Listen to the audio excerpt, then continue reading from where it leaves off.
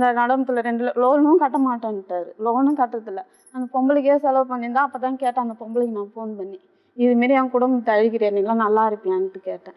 நீ எப்படி நீ அவகிட்ட பேசலாம் ஃபோன் பண்ணி, நீ என்னத்துக்கு பேசுகிற அவகிட்டன்ட்டு அங்கேருந்து வந்து செம்ம அடி, ரத்தம் ஊற்ற அடித்து இப்போ ஆட்டோ ஓட்டுறான். அந்த ஆட்டோவில் ஈர்த்து போட்டுக்கின்னு அடியோட எடுத்து ஊரில் எடுத்து கிடாச்சிட்டு வந்துட்டேன். அப்புறம் என்ன பண்ணாங்க, அங்கே பஞ்சாயத்து பண்ணாங்க. இதுமாரி பண்ணுறான், ஆம்பளை புள்ள வேணுன்ட்டு இதுமாரி பண்ணாங்க. சரி ஆம்பளை புள்ள வேணுமா, அவனே தான் சொன்னான், என் சொத்தெல்லாம் எழுதி வச்சிடுறேன், 1 ஏக்கரா சொத்து, என் சொத்தெல்லாம் எழுதி வச்சுட்டு நான் இன்னொரு கல்யாணம் பண்ணிக்கிறேன்னு அவனே தான் சொன்னான். அதுக்கப்புறம் தான் பஞ்சாயத்து பண்ணி சரி எழுதுடா சொத்துன்ட்டு சொன்னாங்க. பஞ்சாயத்து பண்ணி அவன் 1 ஏக்கரா மொத்தத்தையும் எழுதி வைக்கிறேன்னா அங்கே போய் நான் 50 சென்ட். அது வரைக்கும் அந்த பொம்பளை ஃபோன் பண்ணிங்குது மேடம். ஐடியா கொடுக்குது அந்த பொம்பளை, இப்படி நடந்துக்கோ, இவ்வளோ பிரச்சனை நடக்குது, அவ்வளோ குடிச்சிட்டு வந்து அசிங்கமாக பேசுவான், அடிப்பான், உதைப்பான்.